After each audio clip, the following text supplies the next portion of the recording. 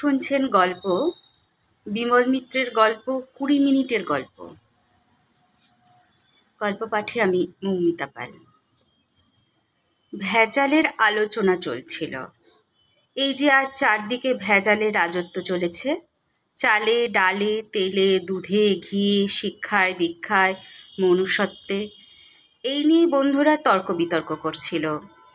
অর্থাৎ তাদের সকলেরই বক্তব্য ছিল এই যে এইভাবে ভেজাল চলতে থাকলে ইন্ডিয়া একদিন রসাতলে যাবে। একজন বললে, দিনকাল এমনই পড়েছে যে এখন খাঁটি মিথ্যে কথাও আর শুনতে পাওয়া যায় না।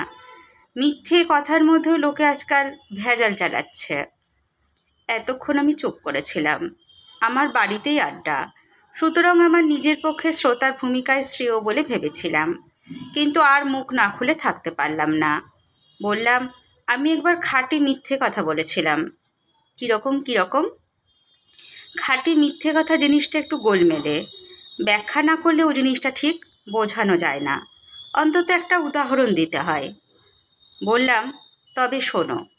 বন্ধুরা এতক্ষণ তর্ক করছিল, এবার গল্পের গন্ধ পেয়ে চুপ করল। আমি বলতে শুরু করলাম। ইটারসি স্টেশনে ট্রেনটা থামলো। আমি যাচ্ছিলাম বোম্বেতে।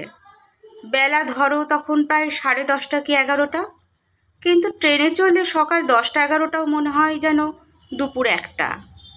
বিশেষ করে তখন আবার মে মাস, লাল ধুলোয় প্ল্যাটফর্ম ভর্তি। জব্বলপুর থেকে উঠেছি, সুতরাং লাঞ্চ খাওয়ার প্রশ্ন আর ওঠে না। সঙ্গে খাবার আছে।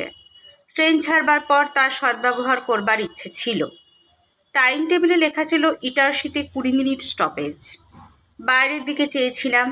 ট্রেনটা ইটারসিতে পৌঁছতেই 3rd ক্লাস প্যাসেঞ্জারদের ছুটোছুটি দৌড়োদৌড়ি হল্লা চেঁচামেচি শুরু হয়ে গেল। ভেন্ডাররা চিৎকার শুরু করলো, পুরি গরম, চাই গ্রেম জিলেবি। ওদিককার সব স্টেশন এই একই দৃশ্য।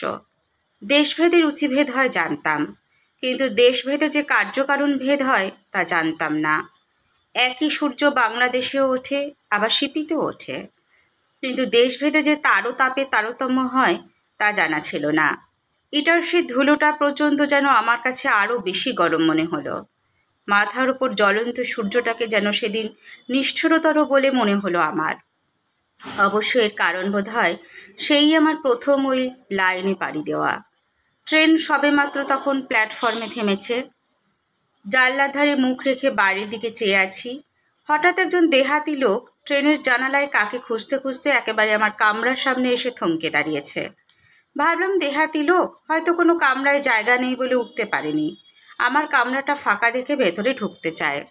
ভারী গলায় বললাম, ইহা নেহি, ইয়ে 1st ক্লাস কম্পার্টমেন্ট। ময়লা পাঞ্জাবি আর একটা ছোট মোটা ধুতি লোকটার, মাথায় গান্ধী টুপি। লোকটা কিন্তু তাতে বিচলিত হলো না। বললে, না বাবুজি, আমি কামরায় উঠব না। আপনার সঙ্গে একটা জরুরি বাত আছে। আমার একটা উপকার করতে হবে, মেহেরবানি করে। ভাবলাম সেই চিরাচরিত পন্থায় ভিক্ষে না চেয়ে লোকটা নতুন কায়দায় কিছু আদায় করে নিতে চায় আমার কাছ থেকে। এই 500 টাকা আপনার কাছে রাখুন বাবুজি, বলে ট্যাগ থেকে 10 টাকার নোটের একটা মোটা বান্ডিল আমার দিকে এগিয়ে দিল। শুনলেন 20 মিনিটের গল্প। কিছু অংশ আজকে পাঠ করলাম। কাল পরের দিন পরের পর্ব পাঠ করে আপনাদের শোনাবো, ভিডিও আপলোড করব। বিমল মিত্রের 20 মিনিটের গল্প আজকে প্রথম পর্ব পাঠ করে ভিডিও আপলোড করলাম। নমস্কার।